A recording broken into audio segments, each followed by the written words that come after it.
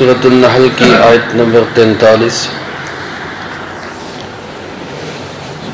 الحمدللہ وکفا السلام علی عبادہ الذین اصطفا خصوصا علی سید الرسل و خاتم الانبیاء وعلى آلہ واصحابہ الاتقیاء اما بعد فاعوذ باللہ من الشیطان الرجیم بسم اللہ الرحمن الرحیم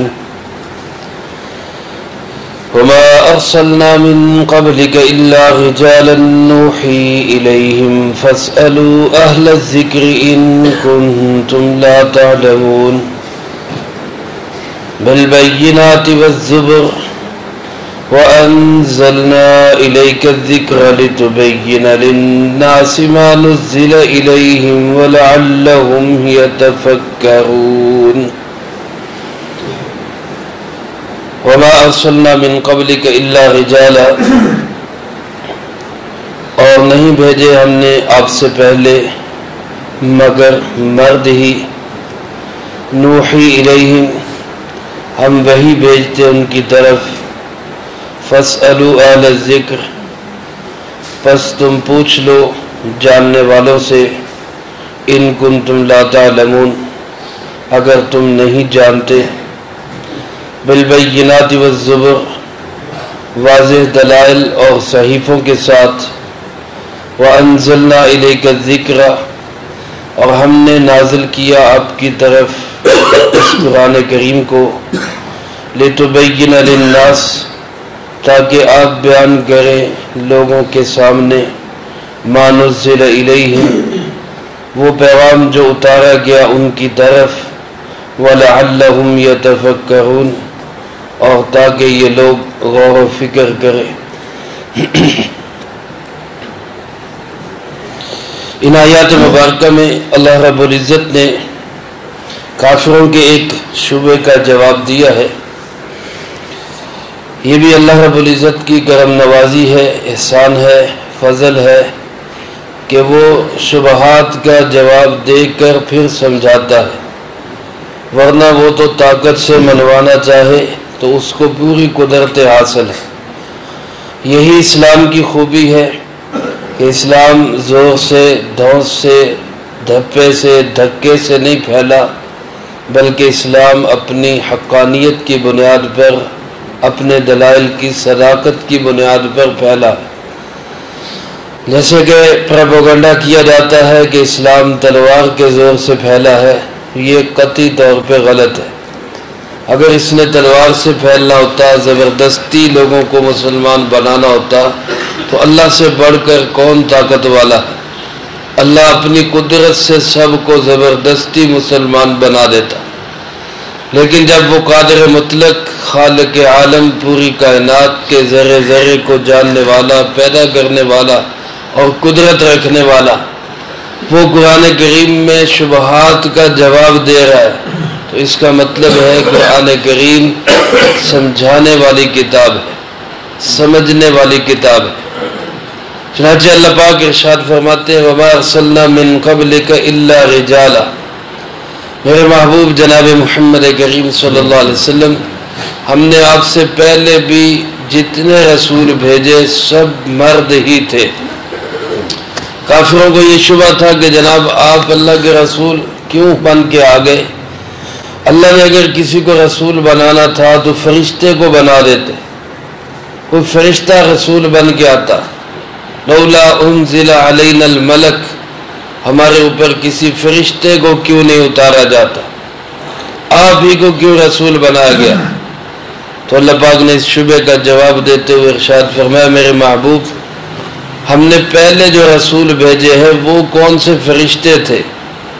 وہ بھی جتنے رسول اور پیغمبر علیہ السلام تشریف لائے سب کے سب نوع بشر سے ہے، انسانیت میں سے ہے، اور انسانیت میں سے بھی مرد ہے، عورت نہیں ہے۔ تو جیسے باقی سارے نبی اور رسول انسان اور مرد بنے ہیں، آپ بھی ایک انسان اور مرد ہے، ہم نے آپ کو رسول بنایا، تو اس میں اعتراض کی کون سی بات ہے؟ اس میں میرے عزیز دوستو جو مفہوم ہے آیت مبارکہ کا وہ تو یہی ہے، لیکن ایک چیز، دو چیزیں اس سے اور ثابت ہوئی۔ پہلی چیز تو یہ کہ اللہ پاک نے ارشاد فرمایا من قبلک، آپ سے پہلے، اگر آپ کے بعد بھی کسی نبی یا رسول نے آنا ہوتا تو یہاں قرآن کریم میں یہ لفظ بھی ہوتا من قبلک و من بعدک۔ اے جناب نبی پاک صلی اللہ علیہ وسلم، اگر ہم نے کسی کو رسول اور نبی بنا کے بھیجا ہوتا آپ سے پہلے یا آپ کے بعد تو وہ مرد ہی ہوتا، لیکن بعد کا لفظ ذکر کیوں نہیں کیا؟ کیونکہ جناب محمد کریم صلی اللہ علیہ وسلم اللہ کے آخری نبی ہے، آخری رسول ہے۔ آپ کے بعد کسی قسم کا کوئی نبی رسول ہونا ہی نہیں، اس لیے بعد کا ذکر ہی نہیں کیا۔ تو یہ قرآن کریم کی ان آیات میں سے ہے جن سے پتہ چلتا ہے کہ جناب محمد کریم صلی اللہ علیہ وسلم اللہ کے آخری نبی۔ دوسری بات یہ ارشاد فرمائے الا رجالا، جتنے بھی آئے وہ مرد آئے، خواتین بڑی باکمال خواتین گزری ہیں۔ خود جناب نبی پاک صلی اللہ علیہ وسلم نے بعض خواتین کا تذکرہ کیا جن میں حضرت عیسیٰ علی نبینا علیہ السلام کی والدہ ماجدہ سیدنا مریم سلام اللہ علیہا، آپ نے ان کا تذکرہ فرمایا، باکمال خاتون تھی۔ اسی طرح فرعون کی بیوی آسیہ بنت مزاحم، آپ صلی اللہ علیہ وسلم نے ان کا تذکرہ فرمایا کہ باکمال خاتون تھی۔ حضرت خدیجہ رضی اللہ تعالیٰ عنہ، جناب نبی پاک صلی اللہ علیہ وسلم نے فرمایا باکمال خاتون تھی۔ سیدہ عائشہ صدیقہ رضی اللہ تعالیٰ عنہ، آپ نے فرمایا ان کی فضیلت تمام عورتوں پہ ایسی ہے جیسے سرید عرب کی ایک مرغوب ڈش کا نام ہے، فرمایا جیسے یہ سرید کا کھانا تمام کھانوں سے افضل۔ فرمایا کمل من الرجال کثیر ولم یکمل من النساء الا مریم بنت عمران، فرمایا عورتوں میں، مردوں میں بڑے بڑے باکمال گزرے ہیں، لیکن عورتوں میں، خواتین میں یہ چند باکمال خواتین گزری ہیں، لیکن یہ ان میں سے کوئی بھی نبیہ نہیں، اللہ نے کسی کو نبوت عطا نہیں کی، یہ اللہ کا کرم اور فضل ہے، اس کی تقسیم اور عنایت ہے کہ اس نے نبوت والا منصب اور مقام صرف مردوں کے لیے رکھا، خواتین کے لیے نہیں۔ تو میرے عزیز دوستو، یہ اس میں خواتین کی کوئی یہ نہیں کہ ان کی کوئی بے عزتی ہے یا ان کو دوسرے درجے میں رکھنا ہے، بلکہ یہ اپنے اپنے میدان ہے۔ ایک میدان ہے جو مردوں کا جس میں مرد ہی سب سے اوپر ہے، ایک میدان ہے جو عورت کے لیے ہے، اس میں عورت اپنے میدان میں رہ کر باکمال خاتون بن سکتی۔ یہ جو نبوت والا کام ہے، منصب ہے، منصب رسالت و نبوت ہے، یہ اللہ رب العزت نے خاص رکھا ہے صرف مردوں کے لیے، اور یہی منصب نبوت و رسالت نبوت کے بعد، آپ کی ختم نبوت کے بعد یہ امامت اور خلافت کی طرف منتقل ہوا۔ تو اب آپ کے بعد جیسے آپ صلی اللہ علیہ وسلم تک کسی کو مقام نبوت نہیں ملا، آپ صلی اللہ علیہ وسلم کے بعد کسی خاتون کو منصب حکومت اور منصب امامت نہیں ملنا چاہیے۔ اس لیے ہمارے ہاں مساجد میں کسی بھی مسجد میں آپ نے نہیں دیکھا ہوگا کسی خاتون کو امام بنایا گیا، کیونکہ یہ جناب نبی پاک صلی اللہ علیہ وسلم کے منصب نبوت کے خلاف ہے۔ اگرچہ کافروں نے یہ شروع کرنے کی کوشش کی، عورتوں کو بھی امام بنائے دے، عورتیں بھی جمعہ پڑھائیں، خطبہ دے، لیکن میرے عزیز دوستو، امت مسلمہ نے اس کو قطعی طور پہ قبول نہیں کیا، اور قرآن کریم کا فیصلہ بھی یہی ہے، جناب محمد کریم صلی اللہ علیہ وسلم نے بھی یہی فیصلہ فرمایا۔ آپ علیہ السلام کے زمانے میں جب خواتین مسجد میں تشریف لاتی تھی، اگرچہ آپ نے اس کو پسند نہیں فرمایا، لیکن چونکہ اسلام کا ابتدائی دور تھا، دین نازل ہو رہا تھا، سیکھنے کی ضرورت تھی، اس لیے بطور سیکھنے کے لیے خواتین کو مسجد میں آنے کی اجازت تھی، لیکن اس میں بھی آپ نے کیا فرمایا کہ صفوں کی ترتیب جو ہو اس میں پہلے مردوں کی صفیں بنے اور اس کے بعد مردوں کے بعد بچوں کی صفیں بنے، اس میں کچھ ایسے لوگ ہوتے ہیں جو تیسرے مخلوق سے تعلق رکھتے ہیں، جن کو ہم کہتے ہیں کہ وہ جو ہے ہجڑے ہیں، ان کی صفیں بنے، اور آخر میں فرمایا کہ خواتین کی صفیں بنے، سب سے آخر کے اندر، تاکہ ان کا مردوں سے جتنا اختلاط کم سے کم ہو۔ تو اس لیے جب آپ علیہ السلام نے یہ ترتیب رکھی ہے تو آج یہ دعویٰ کرنا کہ جناب شانہ بشانہ اور برابر اور ساتھ، تو میرے دوستو یہ فطرت کے خلاف ہے، یہ مغرب کے غلط نعروں میں سے ایک نعرہ ہے۔ یہ وہ چیزیں ہیں جو بظاہر بڑی خوبصورت لگتی ہیں، لیکن در حقیقت اس خوبصورت ڈبی کے اندر زہر پوشیدہ ہے، جو جس زہر کا آج ہم نمونہ مغرب میں دیکھ سکتے ہیں، جنہوں نے عورت کو ہر جگہ پہ لانے کی کوشش کی، آج ان کے اپنے معاشرتی نظام کی کیا حالت ہے۔ حضرت صوفی عبدالحمید سواتی صاحب رحمۃ اللہ علیہ نے اپنی تفسیر میں لکھا ہے کہ یورپ کی 40 لاکھ کی آبادی میں 40 بندے بھی ایسے نہیں نکالے جا سکتے جن کے بارے میں یقین کے ساتھ کہا جا سکے کہ ان کا باپ فلاں شخص ہے، وہاں کسی کو پتہ ہی نہیں کہ کس کا باپ کون ہے۔ تو یہ جو مادر پدر آزاد معاشرہ ہے، یہ اسی سوچ کا نتیجہ ہے کہ مرد و عورت شانہ بشانہ چلے، عورتوں کو آزادی ملے، آزادی نہیں، آزادی کے نام پہ عوامگی ہے۔ الحمدللہ ہمارے معاشرے میں ایسا نہیں، خاندانی سسٹم برقرار ہے، ہر ایک رشتے کا احترام اور تقدس بہرحال موجود ہے۔ اللہ اس تقدس کو اور بڑھائے اور اس کو برقرار رکھے۔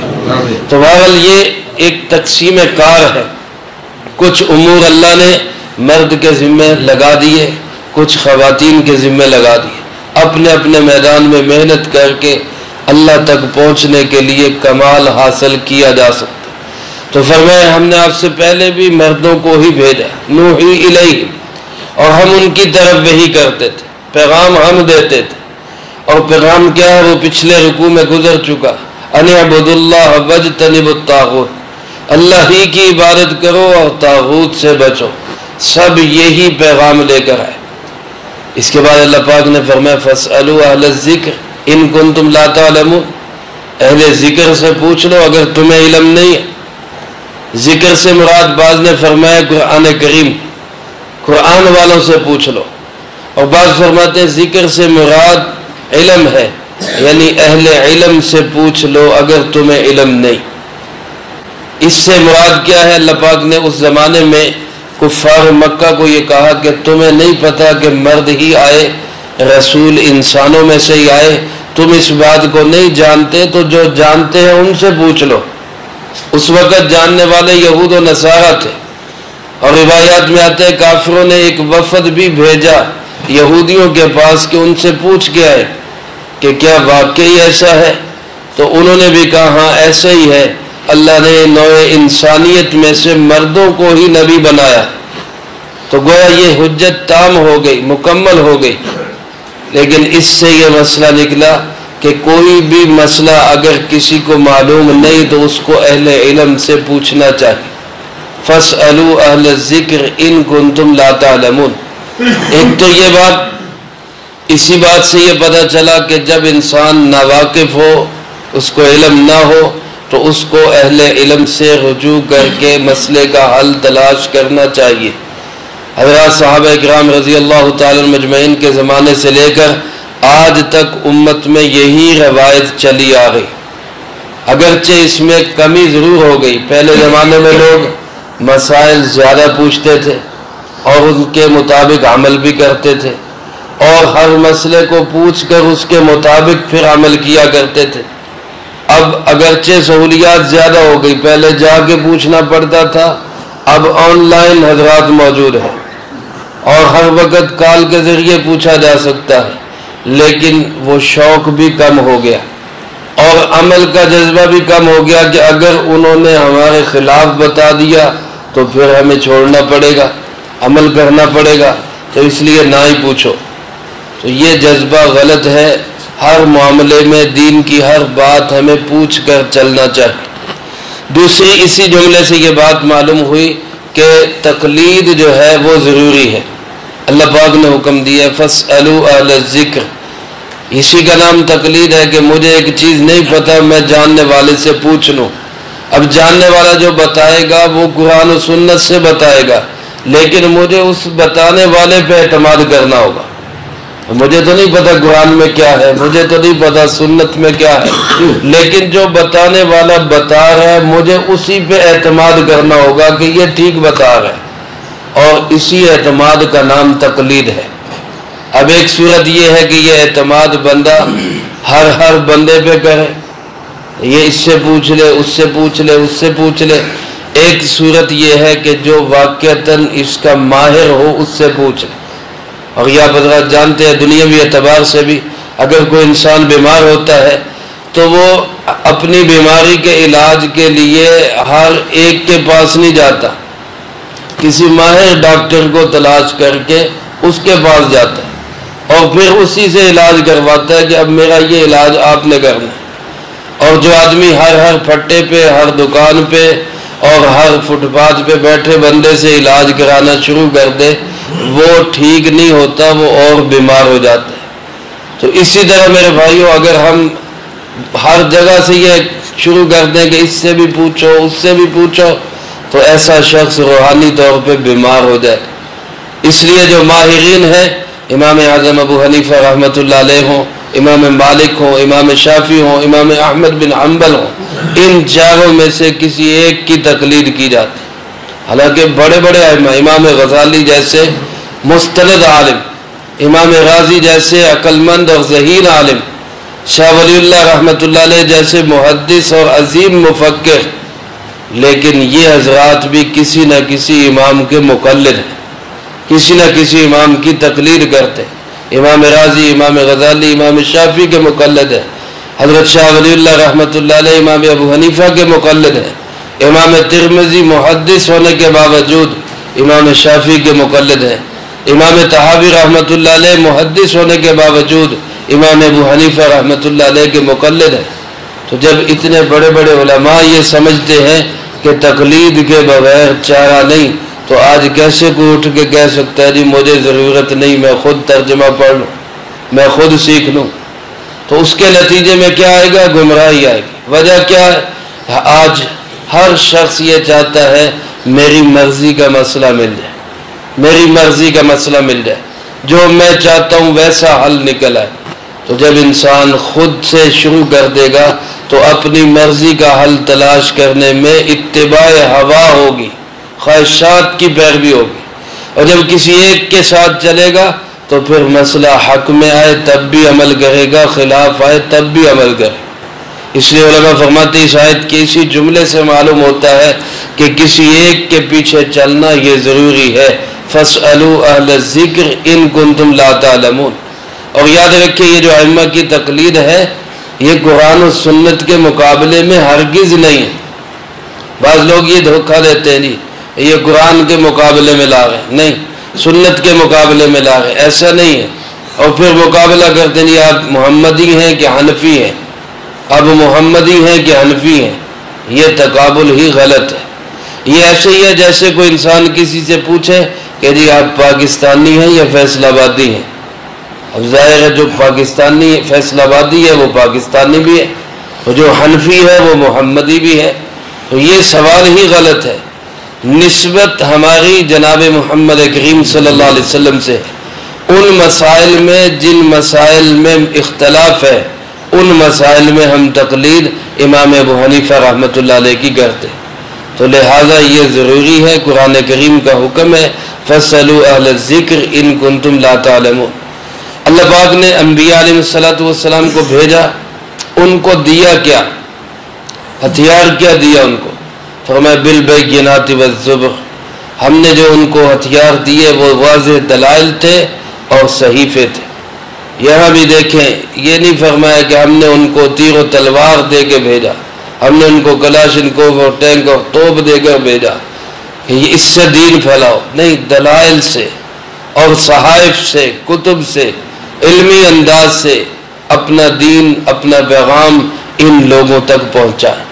میرے عزیز دوستو، ہمارا آج سب سے بڑا ہتھیار قرآن و سنت کے دلائل ہی ہیں، اور انہی میں ہمیں عبور حاصل کرنا چاہیے، انہی پہ ہمیں جو ہے وہ زیادہ محنت کر کے ان کو سیکھنا چاہیے۔ اللہ فرماتے ہم نے بینات اور زبر اور صحائف کے ساتھ مزین کر کے اپنے انبیاء علیہ السلام کو بھیجا۔ جہاد اسلام کا بہت بڑا عمل ہے، سب سے بڑا عمل، بلکہ فرمایا ذروۃ سنامہ الجہاد، اسلام کی بلند ترین چوٹی جہاد ہے، لیکن جہاد ان کے لیے ہے جو دلائل کا مقابلہ طاقت کے ساتھ کرنا چاہتے ہیں، ان کے لیے جو دلائل کا مقابلہ نہیں کرتے، دلائل تسلیم کر لیتے ہیں، چاہے ایمان قبول کر لیں چاہے غلبہ قبول کر لیں، ان کے لیے جہاد نہیں ہے۔ جہاد آخری درجے میں ہے کہ جب کوئی مقابلے میں آئے، مزاحمت کرے، ٹکرانے کی کوشش کرے، اور یہ وہ عمل ہے جس پہ اللہ فرماتے ہیں کہ میں عزت کے فیصلے کرتا ہوں۔ بہرحال فرمایا ہم نے انبیاء علیہ السلام کو دلائل اور صحائف دے کر بھیجا، وَأَنزَلْنَا إِلَيْكَ الذِّكْرَ، اور جناب محمد کریم صلی اللہ علیہ وسلم ہم نے یہ قرآن آپ کی طرف اتارا، ہر ایک پہ نہیں اتار دیا، ہر ایک بندے کو نہیں کہا لو بھی جبرائیل تیرے پاس آ رہے، نہیں، بلکہ فرمایا ہم نے آپ پہ یہ قرآن اتارا ہے، یہ ذکر، یہ نصیحت نامہ ہم نے آپ کو دیا ہے، لِتُبَيِّنَ لِلنَّاسِ، آپ لوگوں کے لیے بیان کریں، آپ لوگوں کے سامنے اس کو کھول کے رکھیں۔ علماء فرماتے اس جملے سے معلوم ہوا جناب محمد کریم صلی اللہ علیہ وسلم کی زبان مبارک سے نکلا ہوا ایک ایک لفظ بھی اللہ کا پیغام ہے، آپ کی زبان مبارک سے نکلا ہوا ایک ایک لفظ بھی اللہ ہی کا پیغام ہے، اور قرآن کی تشریح ہے، قرآن پاک ہے، صرف فرق یہ ہے ایک یہ قرآن پاک ہے جس کی ہم تلاوت کرتے ہیں، ایک وہی یہ ہے جو جناب نبی پاک صلی اللہ علیہ وسلم کی احادیث ہیں جن کی تلاوت نہیں کی جاتی، وہی یہ مطلوب اور وہی غیر مطلوب، ایک قرآن ہے ایک حدیث ہے۔ تو یہ جتنی احادیث ہیں یہ سب کی سب وحی کا حصہ ہی ہیں۔ ہمارے موجودہ زمانے میں کچھ عرصہ پہلے ایک فتنہ اٹھا بڑی شدت کے ساتھ، ابھی کچھ اس کی چنگاریاں ہیں جو حدیث کا انکار کرتے ہیں، وہ کہتے ہیں یہ حدیث ہی نہیں، کوئی حدیث صحیح نہیں ہے، صرف قرآن پہ چلو۔ ان میں غلام احمد پرویز نام کا ایک سرخیل تھا ان کا، اور بہت سارے لوگ اس کو مل گئے۔ الحمدللہ علماء کی محنتوں کوششوں سے اس فتنے کو دبا دیا گیا، لیکن کہیں کہیں اس کی ابھی بھی چنگاری موجود ہے۔ لوگ کہتے ہیں جی حدیثیں جو ہے بعد میں بنائی گئی، ان کا کوئی اعتبار نہیں، صرف قرآن پہ عمل کرو۔ تو بھئی قرآن پاک ہمیں کہاں سے ملا؟ وہ بھی تو اسی ذرائع سے ملا ہے جن ذرائع سے حدیث ملی۔ تو اصل میں یہ لوگ سارے اسلام کا انکار کرنا چاہتے ہیں، ورنہ صرف قرآن کریم میں تو آپ نماز کا طریقہ نہیں ڈھونڈ سکتے، نماز کیسے پڑھنی۔ پورے قرآن کریم میں کہیں ایسے نماز نہیں جیسے ہم نماز پڑھتے ہیں۔ یہ ساری نماز کہاں سے ہمیں ملی؟ یہ جناب محمد کریم صلی اللہ علیہ وسلم کے بیان سے ملی۔ قرآن نے زکوٰۃ کا حکم دیا ہے، کہیں زکوٰۃ کی تفصیلات نہیں بتائی، کتنے مال پہ کتنی زکوٰۃ ہوگی، یہ ساری تفصیلات کس نے بتائی؟ یہ جناب محمد کریم صلی اللہ علیہ وسلم نے بتائی۔ اس لیے حدیث کے بغیر قرآن سمجھ ہی نہیں آ سکتا۔ اللہ پاک نے فرمایا لِتُبَيِّنَ لِلنَّاسِ، آپ لوگوں کو کھول کے بیان کریں، آپ بیان کریں گے تو وہ کیا ہوگا؟ وہ حدیث ہوگی۔ فرمایا مَا نُزِّلَ إِلَيْهِمْ، ان کو بتائیں کیا ان پہ اتارا گیا، تاکہ یہ قرآن و حدیث کو سامنے رکھ کے لعلہم یتفکرون، اس پہ غور و فکر کریں، سوچ و بچار کریں۔ اصل میرے دوستو غور و فکر، سوچ و بچار، تحقیق اور جستجو کی جو چیز ہے وہ قرآن اور سنت ہے، اس پہ ہم تحقیق اور جستجو کریں، اس کی ریسرچ کریں، اور آج اسی کی ریسرچ کر کے لوگ کمال علم حاصل کر رہے ہیں۔ اللہ نے کیسا ایک مرتبہ عطا کیا جناب محمد کریم صلی اللہ علیہ وسلم کو کہ آپ نبی امی ہیں، نبی امی۔ نبی امی کا معنی کسی سے لکھنا پڑھنا نہیں سیکھا، لیکن اللہ نے خود اتنے علوم عطا فرمائے کہ آج آپ کے علوم پڑھ کے دنیا عالم بن رہی، اور دنیا مفسر بن رہی، محدث بن رہی، بلکہ سائنس، ٹیکنالوجی، ڈاکٹر، انجینئر، ان کے بنیادی اصول بھی قرآن و حدیث سے لیے جا رہے ہیں۔ انہی کو پڑھ پڑھ کے بڑے بڑے ڈاکٹر اور سائنسدان وہ اپنے اپنے مقام پہ پہنچ رہے۔ ایسے امی نبی اللہ نے ہمیں عطا فرمائے، اللہ ہمیں ان کی قدر کرنے کی توفیق نصیب فرمائے۔ آج جو علوم سب سے بڑے ہمارے علوم ہیں، ان کو چھوڑ کر ہم دوسرے علوم پہ جتنی توجہ دیتے ہیں اسی سے زیادہ توجہ ان علوم پہ دینے کی ضرورت ہے۔ اللہ مجھے آپ کو سب کو قرآن و سنت کا تعلق نصیب فرمائے، جو کہا سنا اس کو زندگی میں لا کے دوسروں تک پہنچانے کی توفیق عطا فرمائے۔ اللہم لک الحمد کما ینبغی لجلال وجہک وعظیم سلطانک، اللہم لا احصی ثناء علیک انت کما اثنیت علی نفسک، اللہم لک الحمد کما انت اہلہ، صلی علی محمد کما انت اہلہ، وافعل بنا ما انت اہلہ فإنك أهل التقوى وأهل المغفرة، اللهم ربنا ظلمنا أنفسنا فإن لم تغفر لنا وترحمنا لنكونن من الخاسرين، اللهم ربنا آتنا في الدنيا حسنة وفي الآخرة حسنة وقنا عذاب النار، اللهم ربنا هب لنا من أزواجنا وذرياتنا قرة أعين واجعلنا للمتقين إماما، اللهم اكفنا بحلالك عن حرامك واغننا بفضلك عمن سواك، ربنا تقبل منا إنك أنت السميع العليم وتب علينا إنك أنت التواب الرحيم، صلى الله على النبي الكريم وعلى آله وأصحابه أجمعين برحمتك يا